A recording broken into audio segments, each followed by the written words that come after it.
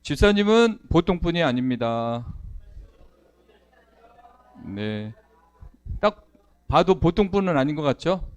네. 고집도 세 보이고, 또 똑똑해 보이기도 하고, 또 특별한 어떤 개성을, 캐릭터를 갖고 있는 분 같습니다. 네, 이런 다양한 주님의 자녀들이 십자가로 통일된다는 거, 정말 이게 묘한 거 아니겠습니까? 놀라운 은혜인 것 같습니다. 자, 뭐 현대 사회를 이렇다 저렇다 막 정의를 하는데, 네, 제가 자주 정의하는 현대 사회는 이 경쟁 사회라는 거죠. 그리고 그에 뒤따른 피로 사회라고 이렇게 불려줄 수밖에 없습니다. 자, 우리는 생존을 위한 각자 도생의 사회 한복판에서 다 살아가고 있어요. 그래서 그 치열함이란 이루 말할 수 없죠. 정말 여기에서 치열하게 경쟁하지 않고 살아가는 분 한 분도 없습니다. 직장 나가서 정말 나는 60 넘을 때까지 가만히 앉아 있어도 그냥 월급 다 타먹고 그렇게 나는 무난히 퇴직할 수 있다라는 분 한 분도 없잖아요. 그렇죠? 뭔가 성과를 내야 되고 또 사장 눈치 보고 상사 눈치 봐야 됩니다. 그래서 치열함이란 정말 이루 말할 수 없어요. 이렇게 우리는 세상 사람이든 크리스찬이든 똑같이 이렇게 치열한 경쟁하고 이 생존을 위해서 살아갑니다. 자, 그런데 우리 크리스찬에게는 또 하나의 사회가 있어요. 그게 뭐냐면 이 죄가 관영한 사회에서 또 치열한 싸움을 해야 되는 거죠. 세상의 편만한 죄들이 욕망의 옷을 입고 또 문화의 파도를 타고 우리의 신앙 정체성을 무너뜨리고 휘청거리게 하기 위해서 끊임없이 공격해 오고 있습니다. 자, 그래서 기독교인으로 살아가기 위해서는 정말 버겁다, 힘든 토양이 아닐 수 없다라고 우리가 말할 수 있습니다. 왜냐하면 세상 사람들은 그냥 열심히 일하고 그리고 나머지는 즐길 거 다 즐기고 살지만 우리는 또 죄와의 싸움, 영적인 또 싸움이 동시에 주어졌기 때문에 이 두 배로 힘들다는 것입니다. 그러나 우리가 그쪽으로만 생각하면 예수 믿어갖고 나는 더 자유가 없어, 나는 더 힘들게 살 수밖에 없어, 또 주의 말씀대로 살려니까 내 자유가 좀 박탈되는 것 같아, 이렇게 생각할 수도 있지만 우리가 가는 길이 어떤 길입니까 도대체? 우리가 가는 그 길이 어떤 길입니까? 영광의 길 아니겠습니까? 영원한 생명의 길 아니겠습니까? 하나님이 기뻐하시는 길이라는 거죠. 그러니까 위험을 무릅쓰고라도 그리고 또 치열한 영적 싸움에서 밀리지 않기 위해서 생존을 위해서, 영적 생존을 위해서 주일 성수를 하는 것이고 말씀을 읽는 것이고 기도가 전혀 안 나오는데도 불구하고 남성교회 같은 경우 10시에 알람을 맞춰놓고 서로 이렇게 10시면 기도하는 시간이기 때문에 그 시간을 사수하며 기도하는, 이게 우리 삶 속에서 주어진 모습이죠. 세상 사람들과 똑같이 경쟁하면서 죄와 싸워야 하는 특별한 정체성을 우리가 가지고 살아가요.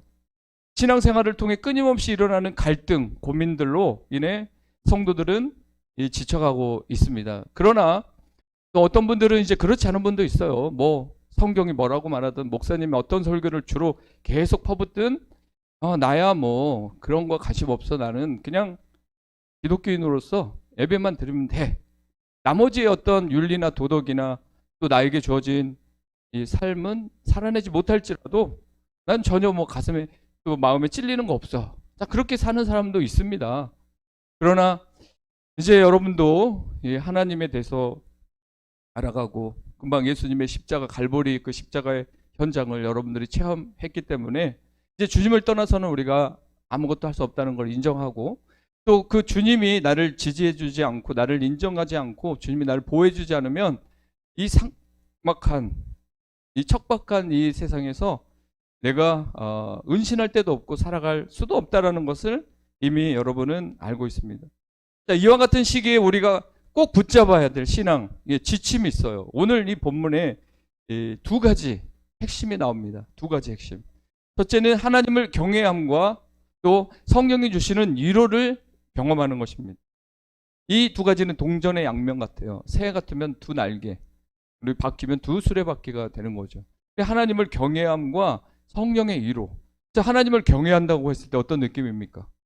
그분의 위대하심, 가끔씩은 그분의 공의 앞에 벌벌벌 떨 때도 있잖아요. 여러분, 제가 며칠 전에 어떤 분과 이렇게 상담을 하고 얘기하는데 이제 제가 어떨 때 이제 화를 내거나 또 내 안에서 컨트롤이 안 됐을 때 이제 그런 부분이 있으면 나는 회개를 한다. 그런 부분에 대해서 자책하고 그 순간 성령 안에서 내가 절제하지 못한 부분에 대해서 항상 정리해서 하나님께 회개를 한다. 뭐 그 다음날 또 특별히 변하는 건 아닐지라도 그래도 나는 항상 다시 바둑 둘 때 복귀하듯이 내 삶을 돌아보면서 그런 부분에 대해서 예민하게 회개를 하고 기도를 한다. 그랬더니 그것까지 회개하냐고 물어보더라고요.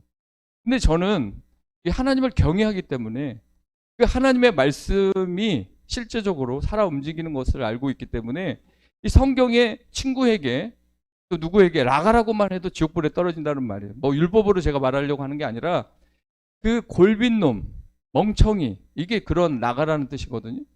누구를 우리가 이렇게 함부로 막 무시하고 평가하는 그것도 정말 하나님 보실 때는 악한 죄거든요. 근데 우리가 연약하니까 그걸 이길 수 없고 그런 도덕적 인성의 삶을 우리가 다 살지 못하니까 하나님이 여전히 여러분들이 그렇게 성장하기를 바라고 지켜보는 거지, 만약에 여러분이 그런 성장 없이 완전히 그런 삶을 살아가면 위험한 것입니다. 이게 몸도 어떤 건강도 어떤 한계점 있는데 그걸 넘어가면 위험한 상태가 오듯이 여러분의 신앙도 이렇게 정리가 안 되고 또 하나님의 거룩함, 이 경외, 하나님의 그 공의 이런 것을 전혀 알아채지 못하고 그냥 오직 사랑, 오직 은혜 이런 식으로만 여러분이 달려가게 되면 결코 성장할 수 없다는 것입니다. 그래서 이 두 날개라고 하는 거죠. 저는 가끔씩 하나님의 말씀과 하나님의 위대하심 앞에 제가 어떤 그 연약함을 볼 때 막 두려울 때가 있어요. 그러면 이제 목사님 담대하고 자유하고 예수님 십자가로 다 끝냈는데 뭘 또 두려워하시고 그러십니까? 여러분이 오히려 저를 가르칠 수 있어요.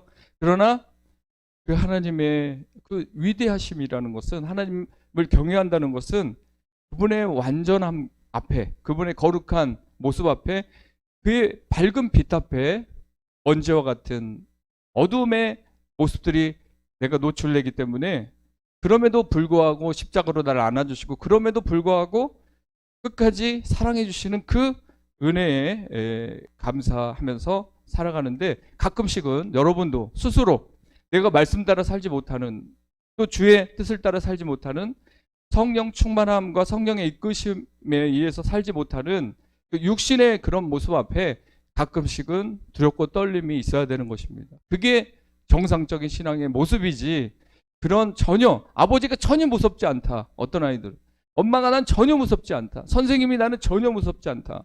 그럼 뭔가 잘못될 수도 있어요. 법이 전혀 나는 세상 우리나라 법 전혀 무섭지 않다. 뭐 속도 100으로 달려도 된다. 뭐 30km인데 뭐 나는 50으로 달린다. 뭐 이런 사람은 정신 나간 거 아니겠습니까? 하나님의 법을 보면서, 하나님의 말씀을 들으면서 나는 뭐 전혀 그 하나님의 법에 대해서 뭐 찔림도 없다. 그리고 그 법 앞에서 내가 두려워할 필요도 없다. 자, 이런 생각을 하고 사는 것은 정말 이게 모순이거든요. 그래서 오늘 이 경외와 성령의 위로, 이 두 축, 두 트랙을 여러분들이 잘 보시고, 자, 이렇게만 산다면 여러분 개인의 삶은 튼튼해집니다. 여러분의 신앙은 견고해지고 여러분의 형통의 삶을 살고, 우리 교회도 그렇게 살아갈 수 있습니다. 이 사도행전을 쓴 누가는 이 9장 31절을 통해서 이제 이렇게 말하는 거죠. 그 전에 이제 사건들이 있었습니다. 9장 전의 사건들은 스테반이 순교했습니다. 뭐 순교할 때 돌에 맞아 죽었잖아요. 근데 하늘 보좌가 열렸습니다. 예수님이 서 계십니다. 막 스테반이 그렇게 고군분투하고 생명을 걸었어요. 자, 그런 스테반을 보면서 예수님이 일어섰습니다.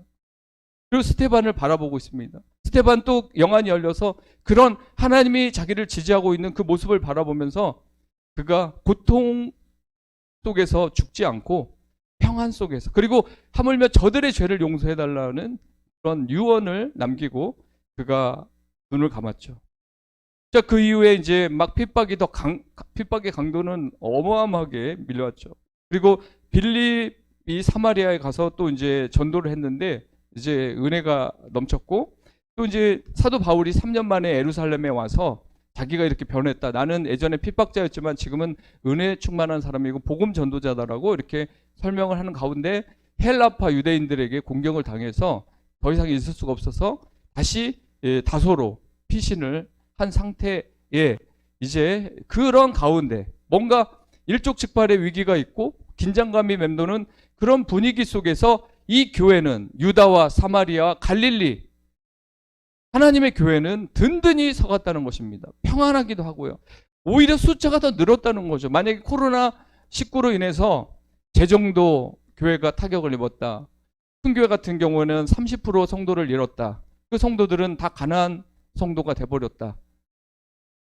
그리고 이제 또 하나의 진풍경은 뭐냐. 코로나 이후 우리 교회 성도님도 다 마찬가지인데 교회에 나가서 공동체 생활을 하는 거예요. 교회가 작든 크든 자기가 몸담았던 교회는 나가는 거죠. 그러고 나서 이제 유튜브를 통해서 이제 유명한 이찬수 목사나 유기성 목사님이나 또 다른 유명한 목사님의 설교 한 편은 기본으로 보는 시대가 왔습니다. 그걸 뭐 어쩔 수 없죠. 자, 그렇게 뭔가 갈급한 사람들은 또 뭔가를 찾아가고 그 이상의 뭔가를 추구하는 그런 시기죠. 자, 그런 가운데 숫자는 줄고 재정도 폭탄을 맞았어요. 자, 이런 가운데 여전히 교회가 하나님의 섭리와 인도 속에서 영적으로 수적으로 성장해 나감. 자, 이것은 연구해 볼 만한 어떤 거 아니겠습니까?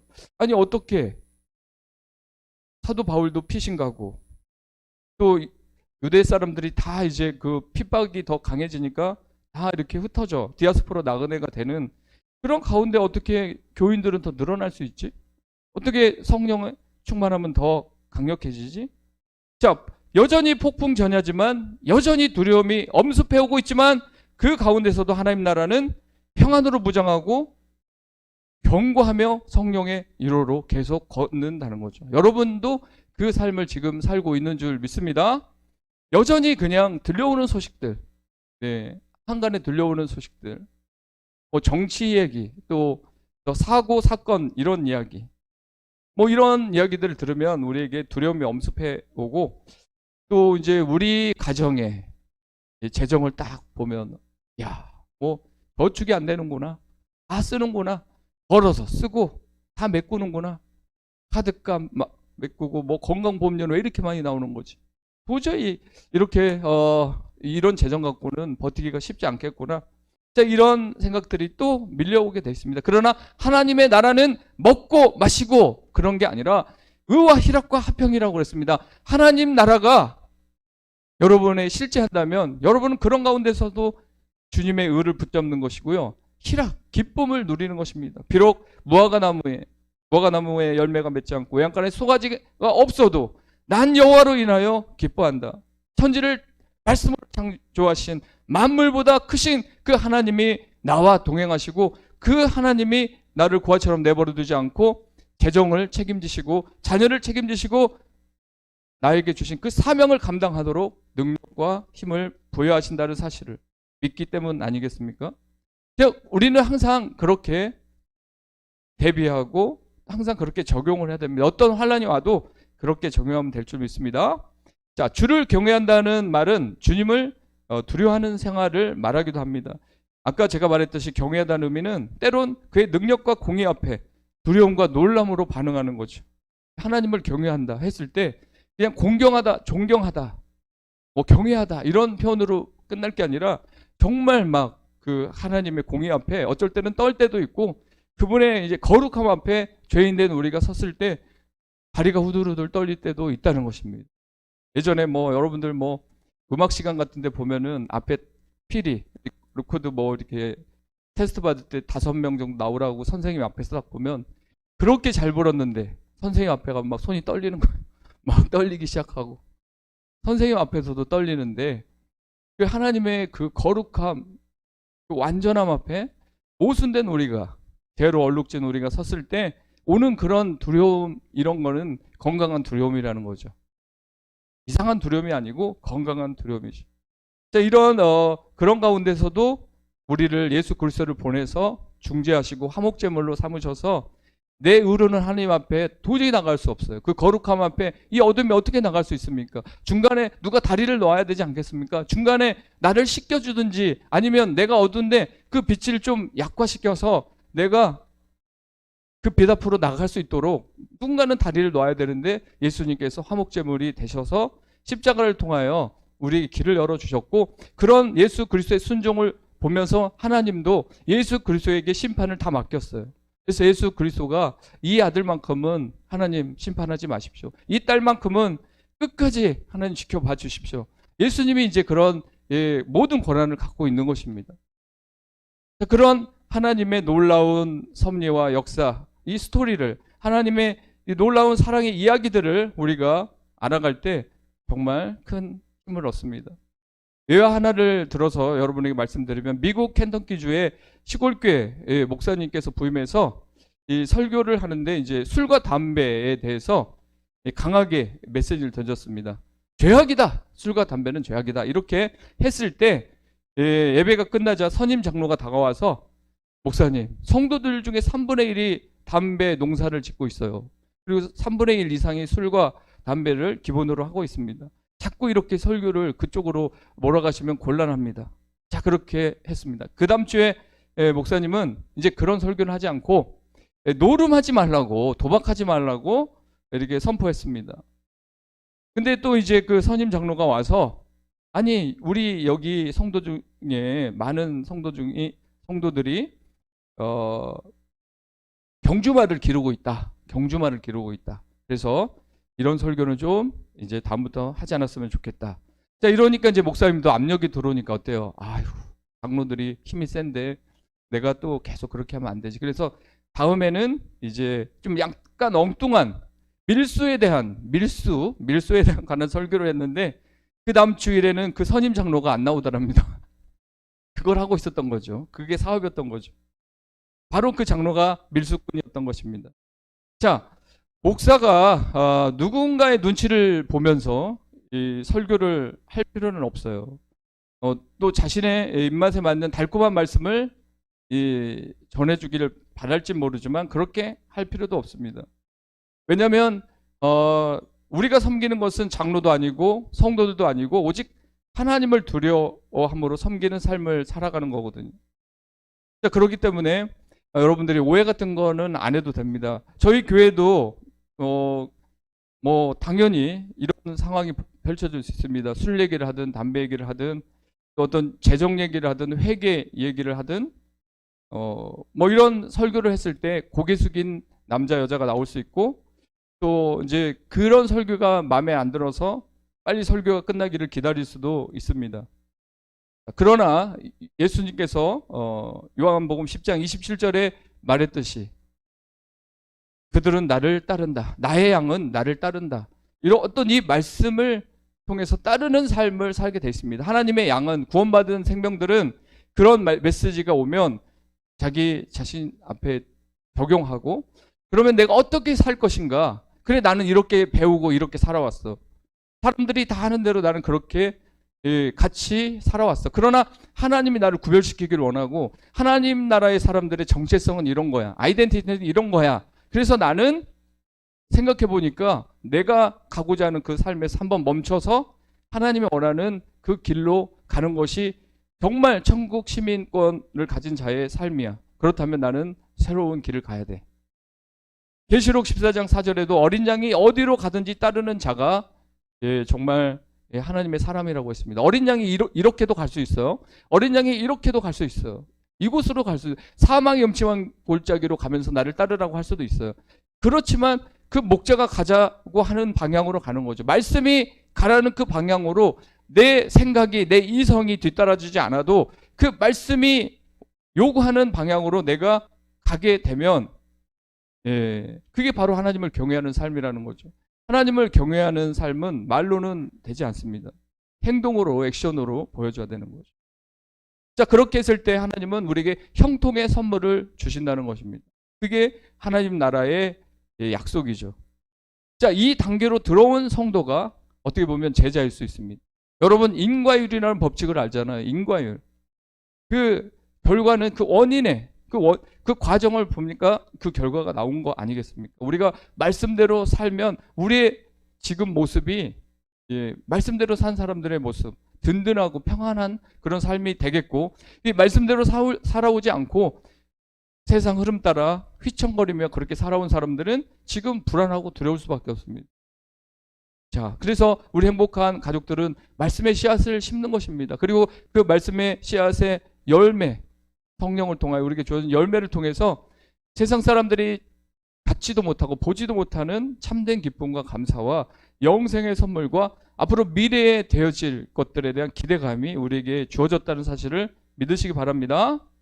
자, 그렇습니다. 주님이 높음을 받는 교회가 바로 가장 좋은 교회고, 주 하나님을 경외하는 그 삶을 사는 성도들이 여전히 있고 그의 눈빛이 살아있는 그런 교회, 말씀을 따르기 위해서, 말씀대로 살기 위해서 부단히 노력하는 어떤 그런 프로그램을 갖고 있는 교회, 그런 교회가 충만한 교회인 줄 믿습니다. 마지막으로 성령의 위로가 우리에게 주어집니다. 아까 분명히 양날개라고 그랬습니다. 두 축입니다. 두 트랙입니다. 성령님을, 이제 하나님을 경외하는 그 말씀 중심으로 살아가는 삶, 나의 어떤 것들을 가지치게 할 수 있는, 꺾어버릴 수 있는, 그 말씀 앞에 나의 자존심도 꺾어버리고 나의 의지도 꺾어버릴 수 있는 삶이 하나님을 경외하는 삶이라면, 이 성령의 위로, 성령의 위로는 무한정 불강력적인 사랑으로 막 퍼주시는, 내가 봐도 나는 자격 없습니다, 저는 이제 예를 들어서 목사 자격이 없습니다 이렇게 포기하려고 해도, 아니야, 너는 나의 자녀고 내가 너를 불렀어, 소명을 기억해라, 흔들리면 안 된다. 이게 완전한 위로 아니겠습니까? 예전에 조영규 목사님이 세계적인 어떤 영성가가 됐지만, 그 전에 그 불광동에 천막교회 할 때 너무 가난하고 너무 힘들어서 보따리를 몇 번 쌌답니다. 짐도 없잖아요. 이삿짐도 없으니까 아유, 나 진짜 천막에서 못하겠다. 그래가지고 옷까지 해서 가방 싸서 그 버스 정류장까지 몇 번을 왔다 갔다 했답니다. 이제는 내가 버스 타고 가버릴 거야. 거기서 또 다시 멈출 수밖에 없었던 건 하나님의 부르심이었다는 거죠. 현실은 정말 이래갖고 뭐 목사 노릇 하겠나, 이래갖고 미래가 있겠나, 왜 이 천막에서 빨리 벗어날 수 없는 걸까? 낙담할 수밖에 없고 괴로울 수밖에 없지만, 그 하나님의 부르심, 자기를 부르신 그 소명, 그 소명을 생각할 때 다시 버스 정류장에서 다시 천막으로, 아니야 또 못 살겠어, 다시 버스 정류장에서 다시 천막으로. 그게 여러 번 있었다고 간증하시더라고요. 여러분 인생 가운데서도 마찬가지입니다. 아, 정말 주님의 위로, 정말 위로가 있다는데 왜 나는 이렇게 지금 계속 힘든, 이거 하루 이틀도 아니고 몇 달도 아니고 몇 년 동안 나는 이렇게 좀 척박하게 이렇게 살아가지? 근데 그러면서 내가 어떻게 해야 될까? 포기해야 될까? 막 이런 고민이 들 때가 있어요. 그러나 그때마다 성령의 위로는 강력합니다. 특히 엘리야가 죽기를 각오하고 나 좀 이제 죽여주십시오 이렇게 하고 탈진 상태에서 로뎀나무 밑에 있을 때 하나님이 너 그거밖에 안 되냐고, 너 그렇게 훈련시켰더니 그거밖에 안 되냐고 한 게 아니라 그냥 무조건 그냥 엘리야 편에 들어서 그냥 떡 주고 물 주고, 떡 주고 물 주고, 또 자, 그냥 쉬어, 떡 주고 물 주고 또 쉬어, 그리고 이제는 좀 걸어보자, 이렇게 그냥 하나님이 나가서 품어줘 버리는 거예요. 그냥 아무 말도 하지 마, 그냥 안아줘 버리는 거죠. 이번에 안병 목사님이 우리 남성교회 성도들을 안아줬다고 이렇게 하더라고요. 정말 쉽지 않은 것 같습니다. 저는 상상도 못하는 거죠. 어느 교회 집회 가서 끝나고 나서 악수는 할 수 있지만, 아이고 소중한 당신, 이렇게 주님의 마음으로 위로하면서 안아주기는 쉽지 않은데, 그렇게 그런 위로가 주님의 위로인 거죠. 암탉이 새끼를 품은 같이, 아비가 자식을 안은 같이 그냥 안아버리는 거예요. 아무 말 안 해도 돼, 핑계 안 대도 돼, 변명 안 해도 돼, 뭐 이거 못했다고 또 반성문 안 써도 돼. 그냥 성령님이 여러분을 와락 안아주시는 거죠. 자, 여기에서 성령의 위로는 가까이 부르다, 소환하다, 옆에서 위로하다는 의미를 갖고 있습니다. 자, 여러분, 위로는 가까이에서 하는 거 아니겠습니까? 멀리서 뭐 문자 몇 통 해갖고 조금 더 가까이 뭐 전화 통화 해갖고 위로합니다. 이거 갖고 안 돼요. 가까이 다가가서요, 격려하고 토닥이고 용기를 북돋워주는 것이 진정한 위로입니다. 따뜻한 마음으로 가까이 다가가는 이 진심 코드, 이게 바로 성령님의 위로고 우리 신앙인들이 가져야 될 위로인 것입니다. 두려움으로 긴장하고 있는 이 상대에게 심호흡을 할 수 있도록, 좀 너무 막 지금 막 떨고 있고 불안하니까 심호흡을 할 수 있도록 그렇게 우리가 도구로 사용해야 되는 것입니다. 자, 성령님은 옆에서 우리를 위로하죠. 여기서 위로라는 말은 격려와 함께 후원하다라는 뜻이 있습니다. 후원. 자, 여러분 서포터가 있다고 생각하면 얼마나 좋습니까? 후원자가 있다는 거예요. 아, 나는 우리 아버지, 어머니 재산도 하나도 없어. 이제 어떤 분들은 목사님인데도 불구하고 아버지, 어머니 재산이 있더라고요. 땅도 있고. 그래서 크게 기도하지 않고 크게 무릎 꿇지 않는 분도 주위에서 봤습니다. 그러나 대부분 좀 어려우신 목사님들은 자기도 어려운데 부모님 재산도 없어. 비빌 언덕이 없는 거예요. 자, 그렇게 됐을 때 누가 나의 후원자인가? 도대체 나의 미래는 보이는 건가? 남들은 저만큼 부의 추월차선을 타고 저만큼 앞에 가는데 나는 언제 뒤따라가나? 야, 나는 흙수저다. 뭐 이런 식의 체념이 있을 수 있지만 그렇지 않습니다. 하나님이 우리의 후원자신 것이. 성령님이 우리를 위로하고 격려하면서 후원도 하겠다라고. 이번에 그 고석관 선교사님 왔잖아요. 간증 들으면서 막 눈물도 나고 그리고 부끄러워서 고개를 못 들었습니다. 뭐 무슬림 지역에 가서도 목숨 걸고 선포하고 그 약 29가지의 알약을 먹으면서 하루를 지탱하고 언제 죽을지도 모르는 그런 삶 속에서도 그렇게 주를 위해서 그 스피치를 올리고 있는데 이게 목회자가 옆에서 들으니까 부끄러워서 은혜는 받는데 부끄러워서 좀 견디기가 힘들었었어요. 자, 이런 분들 후원자가 나타나야 되지 않겠습니까? 기도의 후원자가 있어야 되고 또 우리 교회가 다음 해부터 이분을 이렇게 선교하기 위해서 또 후원 교회가 되는 거 아니겠습니까? 여러분 인생 가운데 이렇게 후원자가 있으면 든든합니다. 그 박종선 선교사님도 지금 라오스에서 이제 하고 있는데 여러분 우리 교회에서 후원도 있고 어떤 분 개인적으로 또 후원하는 분도 있는데 항상 그런 후원자들 때문에 그가 오늘 하루도 최선을 다하는 것입니다.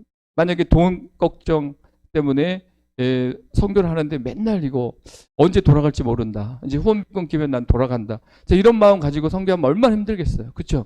근데 우리 행복한 교회에서 이런 후원 교회로 든든히 서 있다는 게 그분들에게는 정말 큰 힘이 되는 것입니다. 마찬가지로 그보다 더 큰 완벽한 후원자 성령님이 여러분을 후원하고 있다는 사실을 믿으시기 바랍니다. 제가 이제 행복한 교회 부임 후 처음 가진 안식주 7일 동안의 여정은 이런 것과 같습니다. 하는데 벌목꾼이 계속 나무에 도끼질을 하면은 도끼가 무뎌지게 돼 있어요. 근데 그 도끼를 가지고 또 하겠다. 안 되는 실력 갖고 또 하겠다. 그거 가지고 계속 그냥 밀어붙이겠다 하면 그 사람도 힘들고 성도도 힘들고 또 다른 옆에 있는 사람 다 힘들어. 뭔가 혁신과 변혁이 필요한데 그냥 안 되는 거죠. 그렇다고 머리 식히는 것도 아니고 성령님께. 그럼 어떻게 해야 되겠습니까? 그래서 도끼를 가는 시간이 저에게는 7일 주어진 것입니다. 어렸을 때 아버지가 이렇게 시골 가서 이렇게 추수할 때 보면 낫을 많이 가지고 일을 하셨는데 항상 보면은 숫돌을 갖고 갑니다. 그러면 저도 이 칼 가는 걸 알아요. 숫돌에다가 물을 좀 뿌려가면서 낫도 갈아보고 칼도 갈아봤습니다. 그리고 다시 추수하는 그 과정이 너무 쉬워요. 그냥 몇 달 잡고 딱 치면은 바로 그냥 추수할 수 있는 그런 것이 우리에게 필요합니다. 여러분도 혹시 삶에서 정말 계속 이 과부하가 됐다, 나 과부하가 됐다. 이제 정말 민첩성이 떨어졌다 싶을 때는 한번 그렇게 월차라도 내서 한번 조용한 곳에 가서 하나님께 기도도 해보세요. 저는 7일 동안에 3박 4일은 사람을 만나지 않는 곳에 가서 하늘멍 들어보셨습니까? 하늘멍? 물멍, 불멍 있잖아요. 근데 저는 하늘만 보고 제가 보니까 고개를 주로 숙이고 살았더라고요. 땅을 보고. 근데 이제 고개를 들고 또 하늘을 보면서 하나님 앞에 기도도 하고 하나님께 감사도 하고 제 자신을 이렇게 성찰하는 시간을 가졌는데 무전여행 비슷하게 출발했습니다. 내가 7일, 8일이면 여러분 여행을 떠났다. 그럼 7, 8일이면 몇십만 원 들지 않겠습니까? 아무리 혼자 가도 숙소도 있어야 되고. 근데 무전여행이다. 그러려고 한 건 아닌데 그렇게 됐어요. 근데 또 우리 교회 행복한 교회에서 어떻게 알고 또 두 분이 또 후원도 해주셨는데 이제 그런 가운데서 하나님이 다 챙겨주더라고요. 이게 위로구나. 내가 내 걸 다 챙겨가서 가서 쉬는 것도 이루지만 그냥 갔는데 하나님이 다 예비해 놓으셨다는 것. 그 중에 가장 이제 위로 받은 것은 뭐냐면 한 5일, 6일째 되는 날 또 신기한 분을 만났습니다. 은퇴하신 목사님인데, 큰 교회에서 은퇴하신 목사님인데 책을 쓰시러 왔다는 거예요. 그래서 아니 은퇴했는데 쉬셔야지 왜 그렇게 힘들었는데 또 책을 쓰십니까? 무슨 책입니까? 그랬는데 기도책이라는 거죠. 기도 관심이 있어요, 제가. 그래서 같이, 저는 이미 기도책을 썼고 또 그런 기도 강사를 하고 있습니다 하면서 이제 그분의 이제 기도 목회를 들어봤더니 기가 막힌 거예요. 그분은 정말 기도가 삶이 있고 삶이 기도가 됐어요. 저도 그 멘트를 막 쓰거든요, 강의할 때. 근데 그분이 말한 기도가 삶이고 삶이 기도라는 건 뭐냐면, 기도하는 사람은 믿음이 있다. 또 기도하는 사람은 삶이 뒤따라야 된다. 기도하는 사람은 기적을 믿는다. 기도하는 사람은 두려워하지 않는다. 기도하는 사람은 하나님을 경외한다. 기도하는 사람은 성령의 위로를 경험한다. 그렇게 대입하니까 전부 맞는 거예요. 근데 우리는 약간 오해가 뭐예요? 기도하는 사람 보면 좀 능력이 나타난다. 뭐 영성이 있다. 뭐 애언을 해준다. 뭐 그런 쪽에 이제 기도하는 사람을 몰아가잖아요. 근데 원래 기도하는 예수님, 기도하는 사도 바울은 어땠습니까? 삶이 기도고 기도가 삶이었던 거예요. 아, 맞아, 이거. 근데 이제 그러면서 그분한테 이제 실전 그 삶을 들어보고 배웠는데 어마어마한 기적들이 많더라고요. 정말 막 건물주가 정말 교회를 싫어하고 막 그러는데 한 층을 줘버리는 거예요. 근데 어떻게 됐느냐? 눈물로 기도하는데 꿈에가 아니라 잠을 못 자게 해서, 건물주 잠을 못 자게 해서 음성으로 그 한 층을 그 사람에게 줘라. 그 전도사에게 줘라. 이게 기적 아니겠어요? 있을 수 없는 일이잖아요. 근데 그렇게 기도하는 가운데 하나님이 사람들의 마음을 막 바꾸고 만들어 온 그 삶을 40년 동안 자기는 살아왔고, 그래서 그 교회 70 합신칙인데 장로교 합신칙인데 그렇게 은퇴하고 다시 이분이 오셨는데, 아니 어느 날 그러시더라고. 밤에 저를 이제 부르시더니 기도하자는 거예요. 그래서 산으로 가자는 줄 알았어. 산은 아니고 좀 차가워, 올려도 못 기는 그 차가운 바닥에서 기도하자는 거예요. 그래서 한 30분이나 하시겠지 하고 했는데 2시간 이상을 기도를 하는데, 내가 또 질 수 없잖아요. 기도 강사가, 그것도 70이 넘으신 분 무릎 꿇고 하는데 나는 앉아서 하는데 그 2시간 못 견디겠어요? 했습니다. 근데 그 다음날도 또 하자는 거예요. 근데 진짜 제가 막 기도하고 싶은 거예요. 근데 여기서 제가 정말 큰 위로를 받았던 건, 역시 이분은 진실한 분이다. 정말 기도 목회로 정말 한국에 상위 1%, 0.01% 되는 그런 인격과 인성과 성품, 그리고 기도의 삶, 믿음, 모든 걸 갖춘 은퇴 목사님이시다.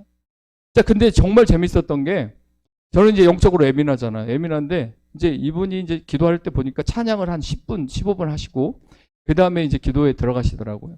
근데 우리는 음악도 안 틀어놓고 둘이 붙어갖고 하니까 얼마나 좀 분위기가 그렇습니까? 근데 이분이 이제, 저는 계속 방언, 처음부터 방언으로 이렇게 하는데 이분이 이제 어느 순간 방언을 하시는데 제가 놀랐습니다. 제 입에서 한 15가지의 방언이 나오기 시작했어요. 저는 한 서너 개의 이제 방언을 이렇게 하는 편인데 생각지도 않는데 입에서 계속 그런 방언이 나오는 거예요. 신기하다. 근데 이게 뭐냐면 그분의 어떤 영향, 그분 성령의 충만함으로 그가 이제 있는데 그분의 어떤 영향력이 그냥 자연스럽게 저에게 오는 거죠. 그래서 야, 정말 신기하다. 그 다음날 제가 다시 기도하자 그랬어. 그래서 3일 동안 그분을 만났었는데 3일 동안 밤에 8시부터 10시까지 기도하는 가운데 정말 놀라운 은혜를 경험했고, 또 그분이 저를 위해서 하나님 감동된 메시지, 예언을 하시더라고요. 그래서 저는 그 위로의 메시지를 받았습니다. 그러면서 그분이 계속 제가 생각난다고 같이 기도하자고 했습니다. 우리 삶 속에서 야, 정말 나 진짜 과부하다. 그리고 실력 바닥났다. 그리고 나는 이제 털어봤자 나올 게 없다. 그리고 내 인격이나 내 의지나 믿음 다 바닥이다.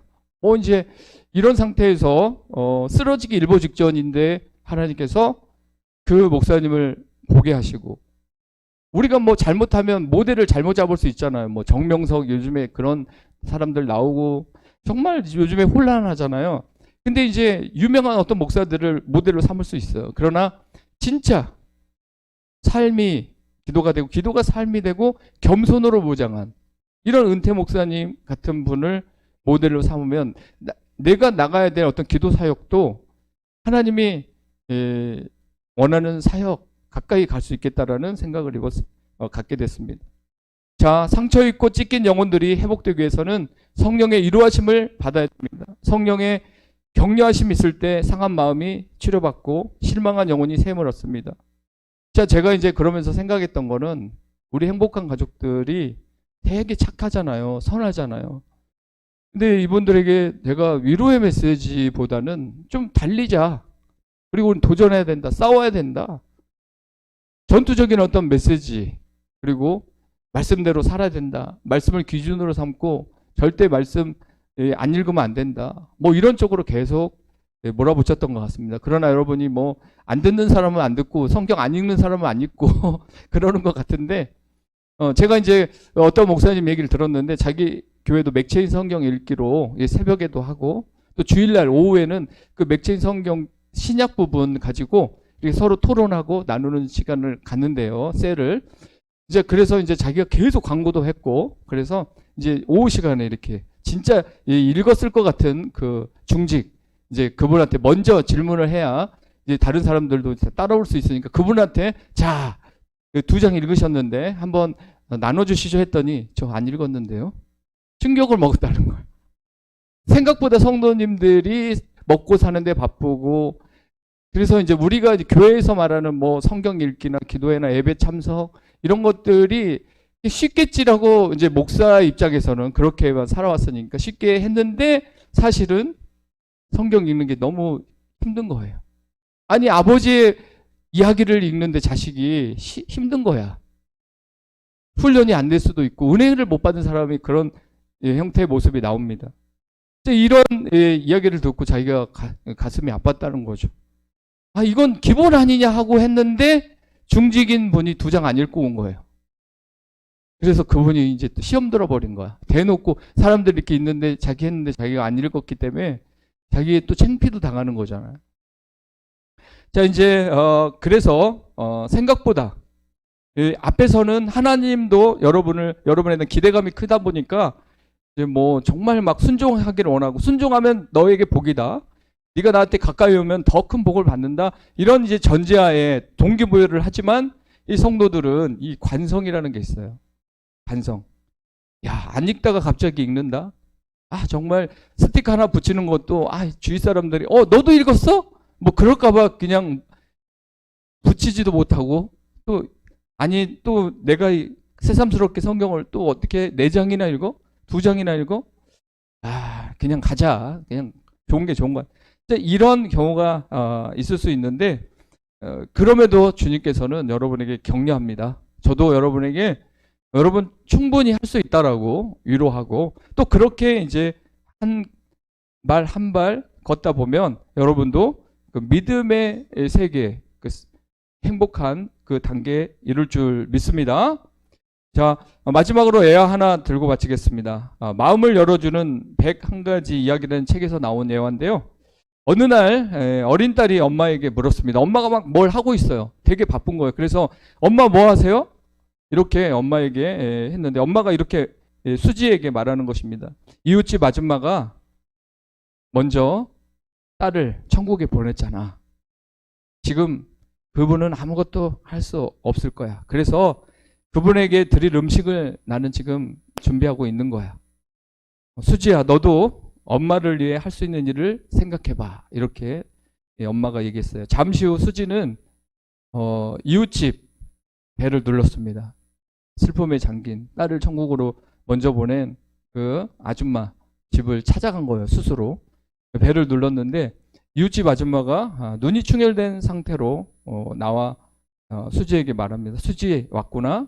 어떻게 왔니? 이렇게 물었을 때 수지가 말했습니다. 아줌마, 우리 엄마가 아줌마가 마음에 상처를 입었는데 그 상처를 아물도록 좋은 일을 저보고 하라고 했어요. 그래서 이거 가져왔어요. 상처에 붙이세요. 그리고 수지가 일회용 반창고를 그 아줌마에게 내밀었다는 얘기입니다. 그때 이웃집 아줌마는 수지를 품에 안고 한참 울었다고 합니다. 수지야, 고맙다. 이거 붙이면 내 상처는 곧 낫게 될 거야. 그 일로 이웃집 아줌마가 큰 힘을 얻었다고 합니다. 위로를 받았다고 합니다. 자, 그렇습니다. 여러분, 주위에 실에 빠지고 또 지금 큰 어려움을 겪고 있는 사람이 있다면 우리가 이렇게 가까이 가서 작은 위로의 손길을 내밀 때 그 상대는 그 깊은 어둠의 터널에서 슬픔의 그 긴 시간을 단축해서 새 힘을 얻고 용기를 얻지 않겠습니까? 성령님이 바로 그렇게 여러분에게 찾아와서 위로하고 계시다. 믿으십니까? 그래서 하나님을 경외함과 성령의 위로가 동시에 여러분 삶에 주어질 때 여러분은 이 어떤 고난도 이길 수 있고 누군가 지쳐서 힘들어할 때 그에게 가까이 다가가서 위로자가 되어줄 수 있습니다. 우리가 생각할 때 위로는 아무나 하는 게 아니잖아. 그렇지 않습니다. 우리가 언제 위로를 받냐면 사실은요. 누가 큰일을 당했어. 정말 숨도 못 쉴 것 같다. 우리가 봐도 내가 그 고난을 당하면 나는 어땠을까 막 상상도 하기 싫은 그 고난을 당한 가족이 있어요. 당사자가 있어요.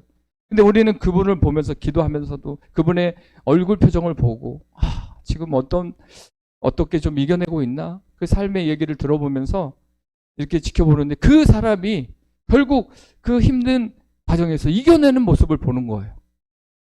고난은 피할 수 없었지만 그 고난 속에서 주저하지 않고 끝까지 말씀으로 또 성도들의 위로로 이겨내는 그 모습, 그리고 결국 거기에서 승리한 그 모습을 볼 때 그 가운데 우리가 위로를 받더라고요.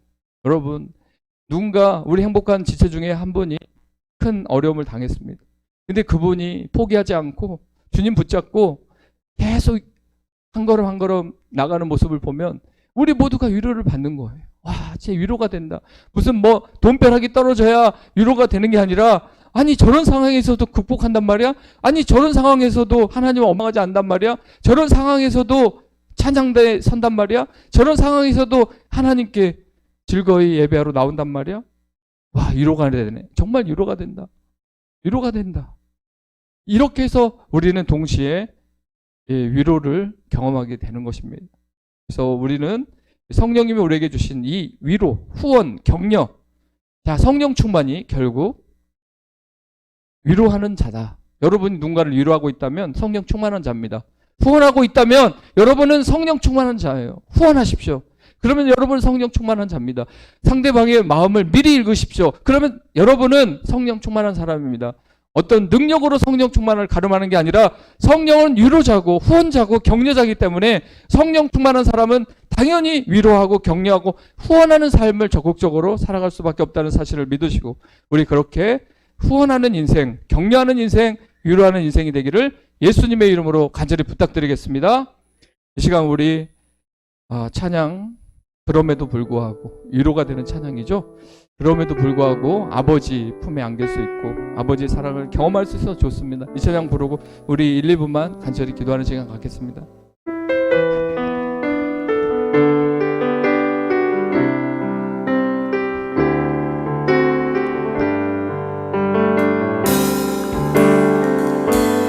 마음속에 어려움이 있을 때 마음속에 어려움이 있을 때 마음속에 어려움이 있을 때 주님 내게 먼저 오사 내 마음을 만지고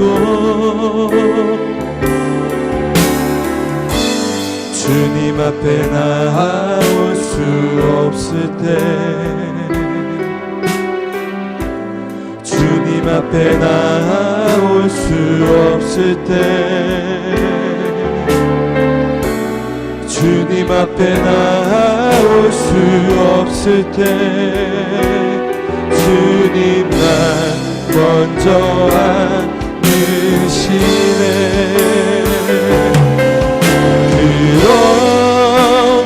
불구하고 날 사랑하시는 내 하나님의 사랑은 나의 모든 걸 덮고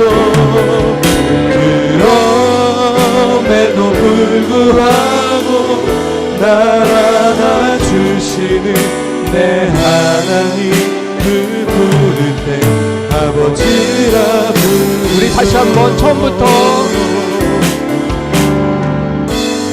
마음속에 여러분의 어려움 있을 주님이 때, 다 알고 계십니다. 마음속에 어려움이 있을 때 여러분의 힘들고 지친 마음, 마음속에 어려움이 있을 때 주님 내게 먼저 오사 내 마음을 만지고 주님 앞에 나아올 수 주님 없을 앞에 때 나을 수 없는 시간, 주님 너무 앞에 부끄럽고 너무 나아올 초라하고 수 없을 때 너무 외로운 상황에서 주님 앞에 나아올 수 없을 때 주님 날 먼저 아시네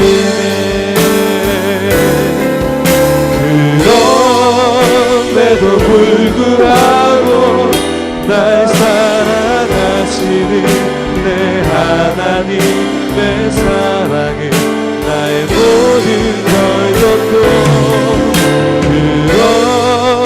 그럼에도 불구하고 날 안아주시는 내 하나님을 부를 때 아버지라 그럼에도 불구하고 우리를 안으시는 주님, 그럼에도 불구하고 날 사랑하시는 내 하나님의 사랑은 나의 모든 걸 덮고 그럼에도 불구하고 날 안아주시는 내 하나님을 부를 때 아버지라 부르죠. 주 이름 앞에 드리고 기도합니다. 그럼에도 불구하고 날 주님, 사랑하시는 위로해 주셔서 감사합니다. 어쩔 땐 바보 같은 나, 어쩔 땐 참 못된 나, 어쩔 땐 되게 욕심 많고 고집된 나, 그런 나를 안아주시고 도와주시고 너는 내 아들이라 너는 내 딸이라 오늘날 내가 너를 지명하여 불렀다고 하시니 그 사랑의 감동 삼아 되어집니다. 날마다 우리를 안으시고 날마다 불러주시고 그 사랑 생각할 때마다 그 은혜 기억할 때마다 다시 우리를 격려하시고 우리에게 후원하시고 우리의 죄를 도만하시고 우리를 정결케 하시고 우리를 서포트 하시는 하나님 감사해요. 성령의 위로가 우리 행복한 가족들 모두에게 임하게 하여 주시옵소서. 아무리 각박하고 아무리 적박해도 주님의 위로가 있어 우리 가정이 우리 교회가 나의 삶의 미래가 열릴 줄 믿습니다. 아버지의 위로가 여전히 우리를 감동하시고 그 위로가 다시 우리에게 힘을 북돋아주시고 우리의 살 길을 우리의 가야 할 길을 열어주시네.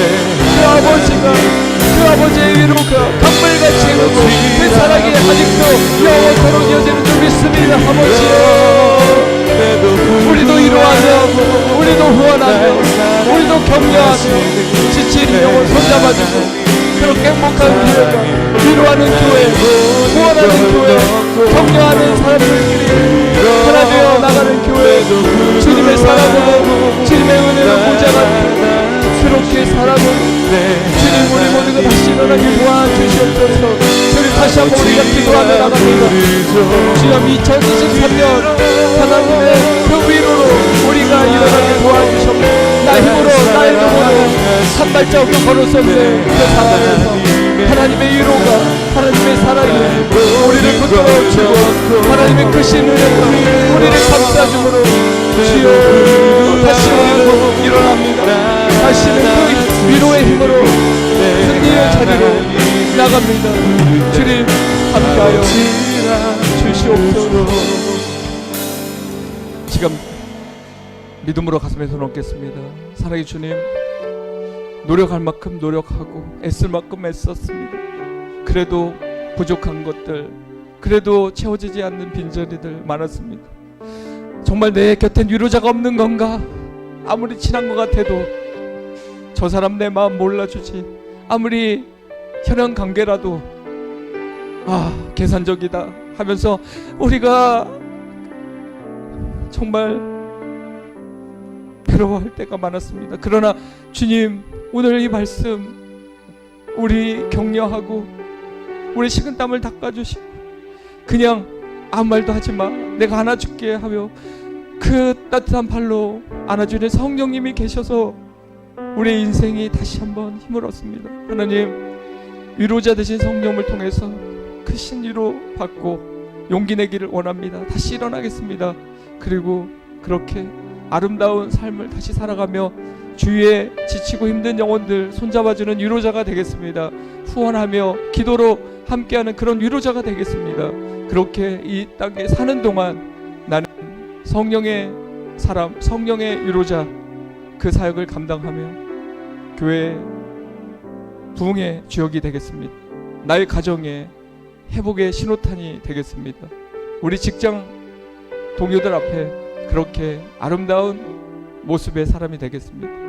우리 행복한 가족들 모두를 축복하여 주시고 위로하여 주시옵소서. 예수님의 이름으로 감사하며 기도합나이다.